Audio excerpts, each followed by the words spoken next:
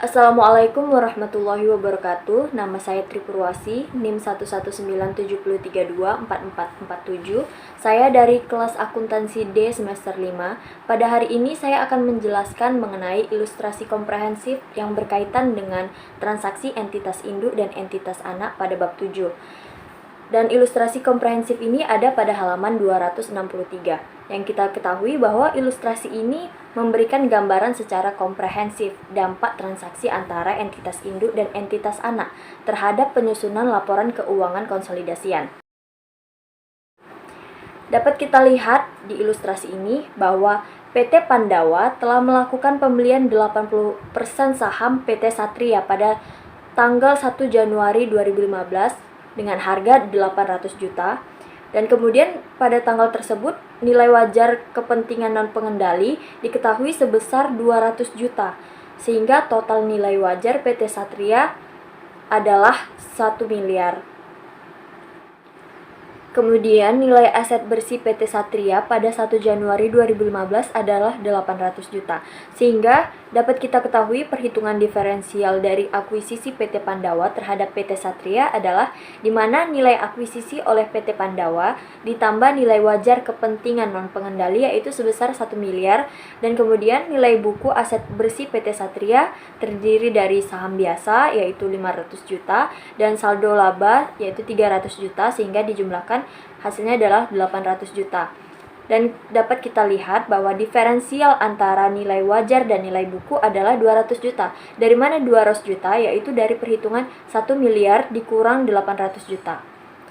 Nah, kemudian diferensial yang disebabkan oleh perbedaan antara nilai wajar dan nilai buku beberapa aset PT Satria sebesar 150 juta, sedangkan sisanya merupakan goodwill yaitu 50 juta. Perincian dari total diferensialnya adalah diferensialnya terdiri dari persediaan 25 juta, kemudian tanah 75 juta, bangunan 50 juta, dan goodwill 50 juta, sehingga totalnya adalah 200 juta. Kemudian pada halaman berikutnya yaitu halaman 264 dapat kita lihat di tabel 715 yaitu neraca saldo per 31 Desember 2015, di mana total neraca saldo per 31 Desember 2015 PT Pandawa adalah sebesar 17 miliar 29.156.136. Sedangkan pada PT Satria yaitu 2 miliar 920.736.812. Berikut ini ada beberapa informasi tambahan untuk tujuan pengkonsolidasian. Nah, yang terakhir, pada 1 Januari 2014, PT Satria menerbitkan obligasi dengan pokok 400 juta pada harga 385 juta. Lalu obligasi tersebut dibeli oleh PT Samudra yang merupakan pihak non-afiliasi. Obligasi yang akan jatuh tempo pada 1 Januari 2018 tersebut menawarkan tingkat bunga 8%. Sedangkan tingkat bunga yang berlaku di pasar pada 1 Januari 2014 adalah 9,14%. Lalu pembayaran bunga dilakukan 2 kali dalam setahun, setiap tanggal 1 Juli dan 1 Januari. Dan pada 1 Januari 2015, PT Pandawa membeli seluruh obligasi PT Satria dari PT Samudra pada harga 405 juta.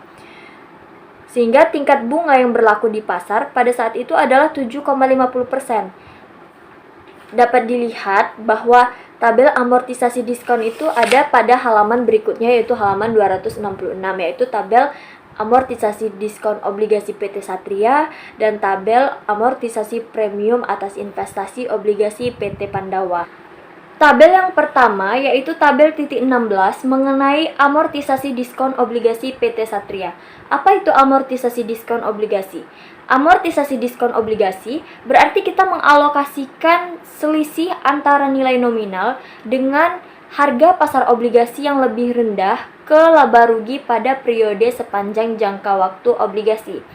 Dapat kita lihat pada tabel tersebut, periode dimulai pada tanggal 1 Januari 2014 hingga jatuh temponya 1 Januari 2018, di mana pada periode 1 Januari 2014 belum ada kas yang dibayarkan, belum ada beban bunga, dan belum ada amortisasi diskon, dikarenakan obligasi baru diterbitkan senilai 400 juta. Sehingga di sini kita mencatat diskon yang belum diamortisasi 15 juta dan nilai tercatat obligasinya 385 juta. Hasil 385 juta itu dari perhitungan 400 juta dikurang 15 juta sehingga dapat hasilnya 385 juta. Periode berikutnya yaitu periode 1 Juli 2014. Kenapa 1 Juli 2014? Karena dalam setahun kita melakukan pembayaran 2 kali, yaitu pada bulan Januari dan bulan Juli. Dan di periode ini ada kas yang harus dibayarkan yaitu sebesar 16 juta dengan beban bunga Rp17.595.144 dan ada amortisasi diskonnya yaitu sebesar Rp1.595.144. Dari mana dapatnya nilai tersebut? Yaitu dari perhitungan selisih antara kas yang dibayarkan dengan beban bunga, yaitu 16 juta dikurang 17.595.144. Jadi didapatkan amortisasi diskon pada periode tersebut adalah sebesar Rp1.595.144. Kemudian kita mendapatkan diskon yang belum diamortisasi pada periode tersebut yaitu sebesar Rp13.404.856. Dari mana nilai tersebut? Yaitu dari hasil perhitungan antara diskon yang belum diamortisasi pada periode sebelumnya yaitu pada 1 Januari 2014 dikurang dengan amortisasi diskon pada periode saat ini yaitu periode Juli 2014 sebesar Rp1.595.144 sehingga didapatkan diskon yang belum diamortisasi pada periode ini adalah sebesar Rp13.404.856. Sehingga nilai tercatat obligasi pada periode ini sebesar Rp386.595.144. Nilai tercatat obligasi sebesar Rp386.595.144 tersebut adalah hasil dari perhitungan nilai obligasi yang diterbitkan yaitu sebesar 400 juta dikurangi dengan diskon yang belum diamortisasi pada periode tersebut yaitu sebesar Rp13.404.856 sehingga didapatkan hasil nilai tercatat obligasi untuk periode 1 Juli 2014 adalah sebesar Rp386.595.144. Seterusnya sampai ke saat jatuh tempo yaitu 1 Januari 2018 di mana akan kita dapatkan bahwa tidak ada lagi diskon yang belum diamortisasi. Sehingga kita mencatatnya Rp0. Dan nilai tercatat obligasi pada saat jatuh tempo adalah 400 juta. Sama seperti nilai pada saat diterbitkan obligasi tersebut. Tabel berikutnya yaitu tabel mengenai amortisasi premium atas investasi obligasi PT Pandawa. Periode dimulai pada tanggal 1 Januari 2015 hingga 1 Januari 2018.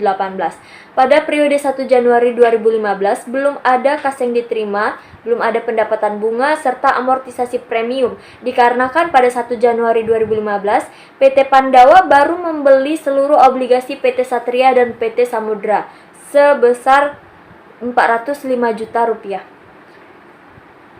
Sehingga nilai tercatat obligasinya untuk periode tersebut adalah Rp405 juta, yaitu hasil perhitungan dari nilai penerbitan obligasi yaitu 400 juta ditambah premium yang belum diamortisasi pada periode 1 Januari 2015 yaitu sebesar 5 juta sehingga didapatkan hasil untuk nilai tercatat obligasi pada periode tersebut sebesar 405 juta. Kemudian pada periode berikutnya yaitu 1 Juli 2015 di mana kas yang diterima pada periode tersebut adalah sebesar 16 juta dengan pendapatan bunga Rp15.241.691 dan amortisasi premium yaitu sebesar Rp758.306. Dari mana angka tersebut? Amortisasi premium Rp758.306 adalah hasil perhitungan selisih dari kas yang diterima dikurang dengan pendapatan bunga. 16 juta dikurang Rp15.241.691 sehingga didapatkan amortisasi premium untuk periode 1 Juli 2015 sebesar Rp758.306. Kemudian premium yang belum diamortisasi pada periode tersebut adalah sebesar Rp4.241.694. Nilai tersebut didapatkan dari perhitungan premium yang belum diamortisasi pada periode sebelumnya, yaitu periode 1 Januari 2015, dikurangi dengan amortisasi premium pada periode saat ini, yaitu sebesar Rp758.306, sehingga didapatkan premium yang belum diamortisasi untuk periode 1 Juli 2015 sebesar Rp4.241.694, sehingga nilai tercatat obligasi untuk periode ini sebesar Rp404.241.694. Nilai tersebut adalah hasil dari perhitungan 400 juta ditambah premium yang belum diamortisasi pada periode 1 Juli 2015 ini, yaitu sebesar Rp4.241.694, sehingga didapatkan hasilnya adalah Rp404.241.694. Dan seterusnya sampai ke 1 Januari 2018, di mana kita akan mendapatkan bahwa tidak ada lagi premium yang belum diamortisasi, sehingga kita mencatatnya 0. Dan nilai tercatat obligasi adalah 400 juta, sama seperti nilai penerbitan obligasi. Selanjutnya kita melakukan prosedur konsolidasian tahun 2015 dengan melakukan pencatatan PT Pandawa, di mana kita ketahui dari ilustrasi bahwa PT Pandawa membeli 80% saham PT Satria dengan harga 800 juta, sehingga PT Pandawa mencatat investasinya di PT Satria dengan menggunakan metode ekuitas, sehingga jurnal pencatatannya yang dibuat oleh PT Pandawa selama tahun 2015 adalah investasi pada PT Satria 800 juta di debit, kemudian pada kas 800 juta di kredit. Selanjutnya, pada akhir tahun 2015, tanggal 31 Desember 2015, PT Pandawa melakukan pencatatan bagian atas laba bersih PT Satria, di mana PT Satria melaporkan perolehan laba bersih sebesar 400 juta. Dan kemudian 400 juta dikali 80% kepemilikan PT Pandawa, sehingga mendapatkan hasilnya 320 juta. Sehingga jurnalnya adalah investasi pada PT Satria 320 juta di debit, pada bagian laba atas PT Satria 320 juta di kredit. Setelah PT Pandawa melakukan pencatatan atas laba bersih PT Satria, kemudian PT Pandawa melakukan pencatatan bagian atas dividen PT Satria, di mana PT Satria mengumumkan pembagian dividen yaitu 100 juta, sehingga perhitungannya adalah 100 juta dikali 80%, sehingga mendapatkan hasilnya 80 juta, dan jurnalnya adalah kas 80 juta di debit, pada investasi pada PT Satria 80 juta di kredit. Kemudian karena persediaan yang menyebabkan munculnya diferensial pada tanggal akuisisi seluruhnya terjual, maka diferensial sebesar 25 juta seluruhnya diamortisasi. Sedangkan bangunan memiliki sisa umur manfaat bangunan tersebut 10 tahun. Jadi diferensial atau selisih akan diamortisasi selama 10 tahun.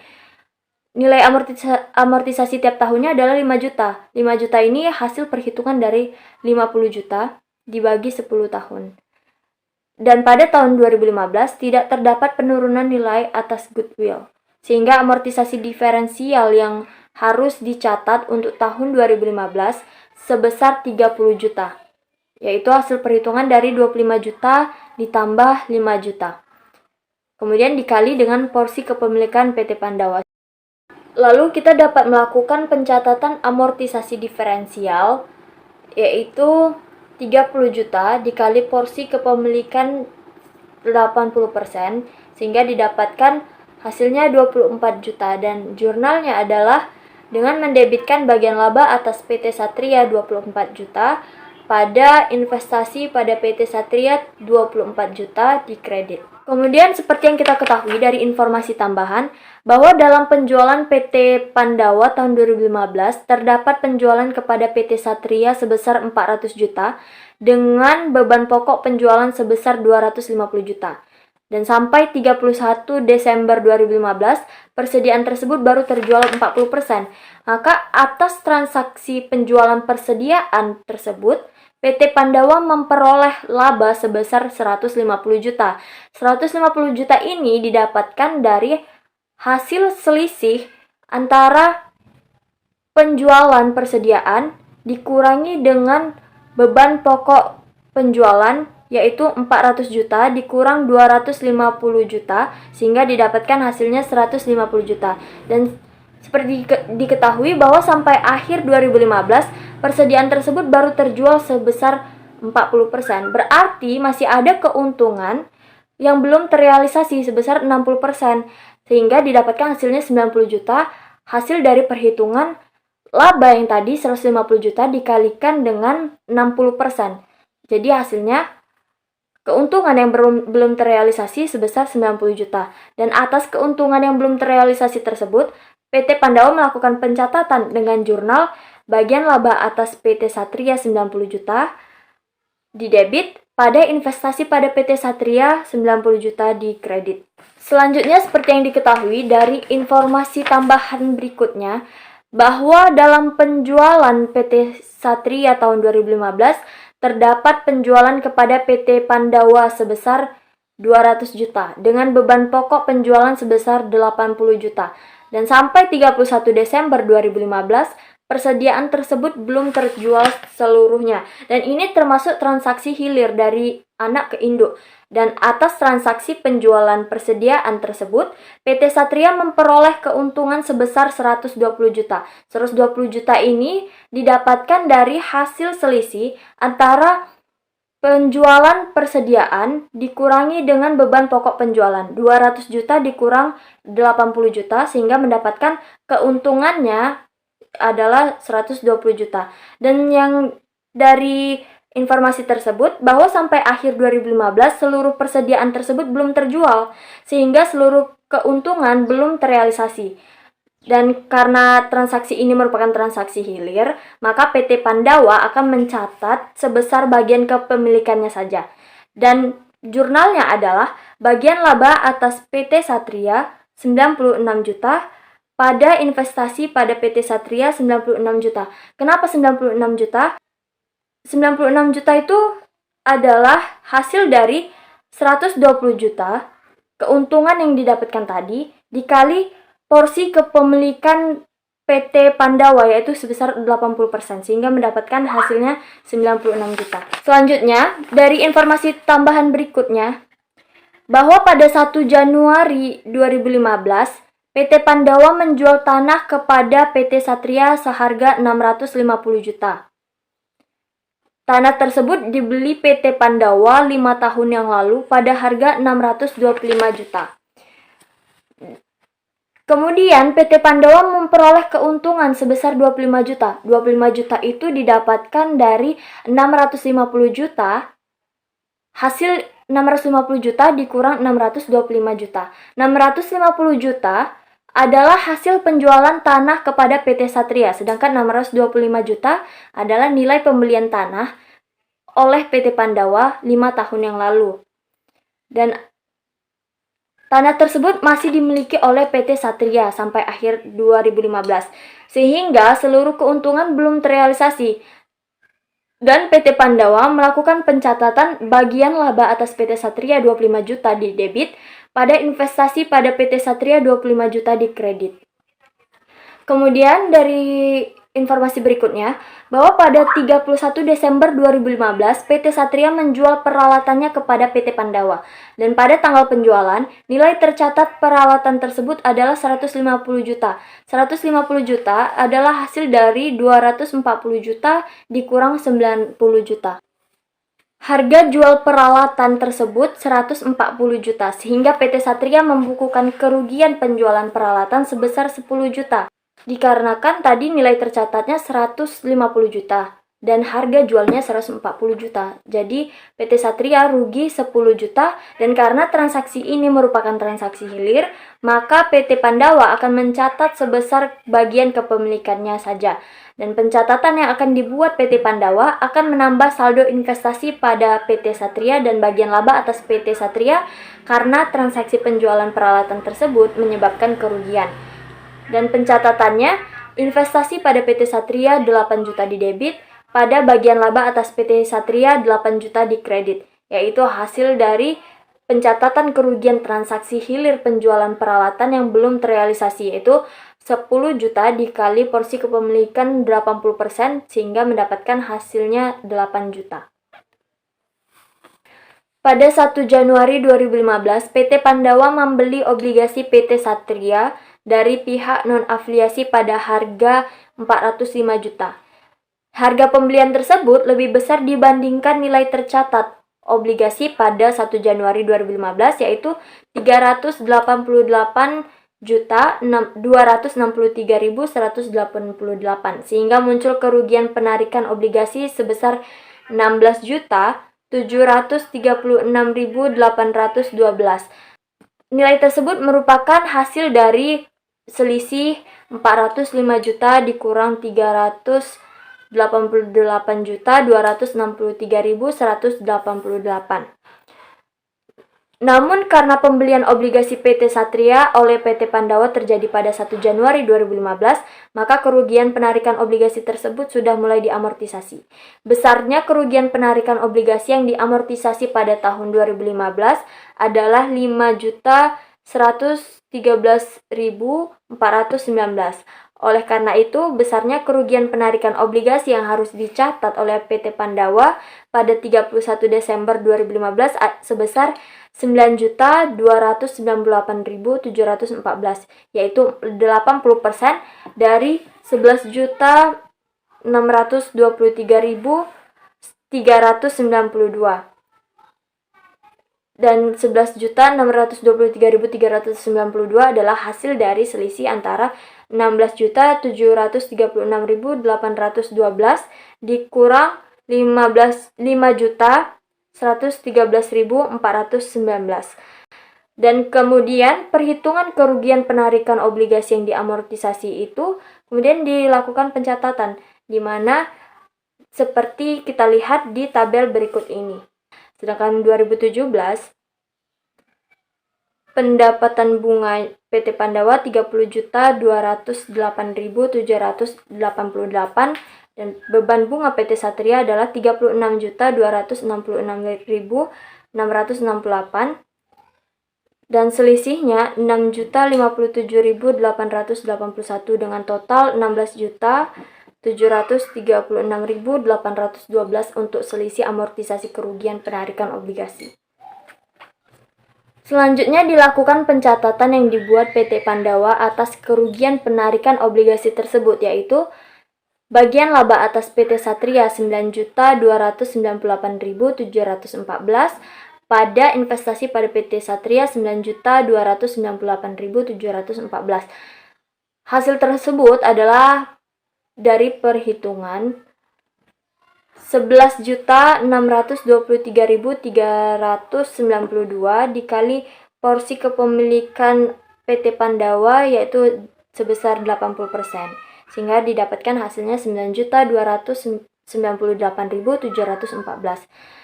Nah, setelah itu kita akan memindahkannya ke buku besar. Dapat kita lihat, berikut ini adalah buku besar investasi pada PT Satria dan bagian laba atas PT Satria per 31 Desember 2015. Investasi pada PT Satria dengan total 803.701.286. Sedangkan bagian laba atas PT Satria yaitu dengan total 83.701.286. Selanjutnya, setelah itu kita akan melakukan perhitungan jurnal eliminasi. Berikut ini adalah tabel perhitungan jurnal eliminasi yang seperti kita lihat bahwa saldo awal PT Pandawa dengan porsi kepemilikan 80% itu 640 juta, sedangkan kepentingan non pengendali sebesar 160 juta, dengan saham biasa 500 juta, dan saldo laba 300 juta. Kita ketahui tersebut dari ilustrasi komprehensif sebelumnya. Dan kemudian laba bersih 320 juta untuk PT Pandawa, kepentingan non pengendali 80 juta, dikarenakan PT Satria melaporkan laba bersih sebesar 400 juta. Dan PT Pandawa 80%-nya adalah 320 juta dan 20%-nya adalah 80 juta. Kemudian PT Satria mengumumkan dividen sebesar 100 juta, sehingga porsi untuk PT Pandawa adalah 80 juta dan kepentingan non pengendali 20 juta. Dan saldo akhirnya untuk PT Pandawa 880 juta dan untuk kepentingan non pengendali adalah 220 juta. Dan saham biasanya 500 juta dengan saldo laba 600 juta.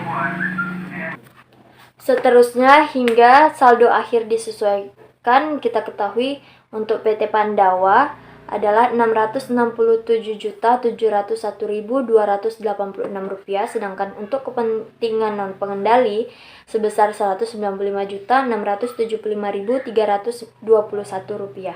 Dan bagian laba atas PT Satria adalah sebesar Rp107.701.286 untuk PT Pandawa. Sedangkan untuk penghasilan kepentingan non pengendali sebesar Rp55.675.321. Selanjutnya dilakukan pencatatan untuk mengeliminasi ekuitas dan investasi pada PT Satria, yaitu saham biasa 500 juta, pada saldo laba 300 juta, kemudian bagian laba atas PT Satria 107.701.286, bagian laba kepentingan non pengendali 55.675.321, pada dividen diumumkan 100 juta pada kredit, investasi pada PT Satria 667.701.286 di kredit, kepentingan non pengendali 195.675.321 di kredit. Selanjutnya dapat kita lihat mengenai schedule perhitungan saldo diferensial selama tahun 2015 terlihat pada tabel, sehingga kita dapat melakukan pencatatan pengalokasian diferensial dan amortisasi diferensial, di mana kita mendebitkan beban pokok penjualan 25 juta, beban penyusutan 5 juta, tanah 75 juta, bangunan 50 juta, dan goodwill 50 juta, serta mengkreditkan bagian laba atas PT Satria 24 juta, bagian laba kepentingan non pengendali 6 juta, akumulasi penyusutan 5 juta, investasi pada PT Satria 136 juta, dan kepentingan non pengendali 34 juta. Selanjutnya kita akan melakukan jurnal eliminasi, yaitu mengeliminasi penjualan persediaan antara PT Pandawa dan PT Satria. Kita ketahui bahwa dari informasi tambahan, persediaan yang diperoleh PT Satria dari PT Pandawa baru terjual sebesar 40%, sehingga terdapat keuntungan atas penjualan yang belum terrealisasi. Dan kita melakukan pencatatan dengan jurnal eliminasi, mendebitkan penjualan 400 juta, dan mengkreditkan beban pokok penjualan 310 juta, serta persediaan 90 juta. Selanjutnya, berdasarkan informasi tambahan, kita ketahui bahwa persediaan yang diperoleh PT Pandawa dari PT Satria belum terjual seluruhnya di akhir 2015, sehingga seluruh keuntungan atas penjualan tersebut belum dapat diakui dalam laporan keuangan konsolidasian, sehingga dibutuhkan jurnal eliminasi, yaitu dengan mendebit penjualan 200 juta, kemudian mengkreditkan beban pokok penjualan 80 juta, serta persediaan 120 juta. Selanjutnya, berdasarkan informasi tambahan, kita ketahui bahwa pada bulan Desember 2015, PT Pandawa menyewakan peralatan kepada PT Satria. Atas jasa tersebut, PT Satria harus membayar biaya sebesar 26 juta. Dan atas pemberian jasa sewa oleh PT Pandawa ke PT Satria tersebut, harus dibuat jurnal untuk mengeliminasi pendapatan sewa dan beban sewa, serta utang piutang yang disebabkan oleh transaksi tersebut. Dan kita harus menjurnal dengan mendebitkan pendapatan sewa sebesar 26 juta, serta mengkreditkan beban sewa 26 juta. Selanjutnya, kita mengeliminasi utang piutang terkait transaksi pemberian jasa sewa tersebut, yaitu kita mendebitkan utang usaha sebesar 26 juta dan mengkreditkan piutang usaha sebesar 26 juta. Selanjutnya, kita mengetahui dari informasi tambahan bahwa penjualan tanah ke PT Satria menimbulkan keuntungan sebesar 25 juta. 25 juta itu adalah hasil dari selisih antara hasil penjualan tanah ke PT Satria dengan nilai pembelian tanah oleh PT Pandawa 5 tahun lalu, yaitu 650 juta dikurang 625 juta sehingga hasilnya 25 juta. Dan keuntungan tersebut harus dieliminasi karena sampai akhir 2015 tanah tersebut masih dimiliki oleh PT Satria. Dan jurnal eliminasi yang harus dibuat adalah dengan mendebitkan keuntungan penjualan tanah sebesar 25 juta dan mengkreditkan tanah 25 juta. Berdasarkan data 31 Desember 2015, PT Satria menjual peralatan kepada PT Pandawa. Dan transaksi hilir penjualan peralatan ini menyebabkan PT Satria membukukan kerugian sebesar 10 juta. Dan kerugian tersebut terrealisasi sebagian pada tahun 2015. Sehingga jurnal eliminasi yang harus dibuat adalah dengan mendebitkan peralatan sebesar 100 juta dan mengkreditkan kerugian penjualan peralatan 10 juta serta akumulasi penyusutan 90 juta. Peralatan 100 juta didapatkan dari selisih antara nilai perolehan PT Satria, dan jurnal eliminasi yang harus dibuat adalah dengan mendebitkan utang obligasi 400 juta, kerugian penarikan obligasi 16.736.812, pendapatan bunga 30.454.850, serta utang bunga 16 juta, yang kemudian selanjutnya mengkreditkan diskon obligasi sebesar 8.168.543, investasi pada obligasi 403.454.850, beban bunga 35.568.270, serta piutang bunga 16 juta. Setelah kita membuat jurnal eliminasi, selanjutnya kita akan memindahkan ke kertas kerja konsolidasian 2015.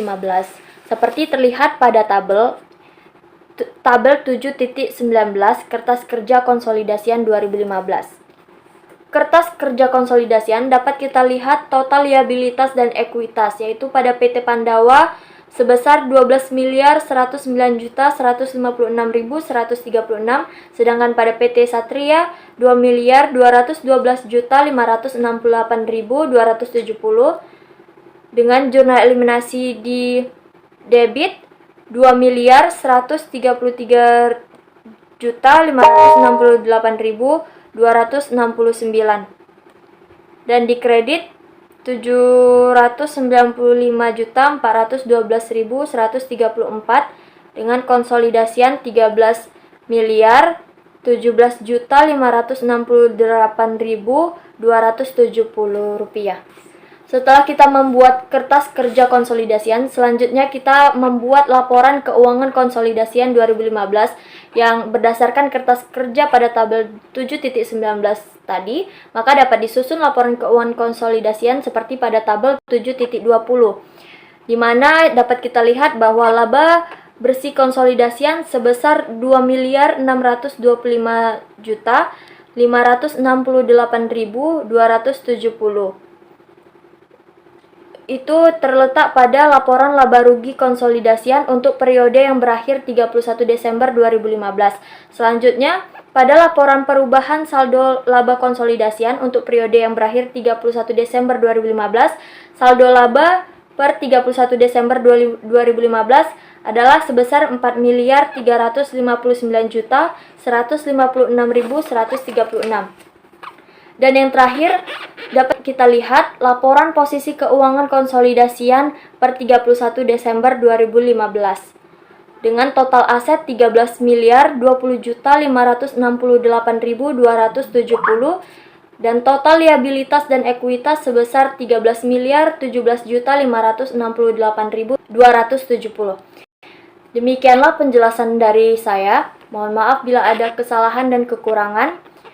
Terima kasih atas perhatiannya. Terima kasih sudah menonton. Saya akhiri. Assalamualaikum warahmatullahi wabarakatuh.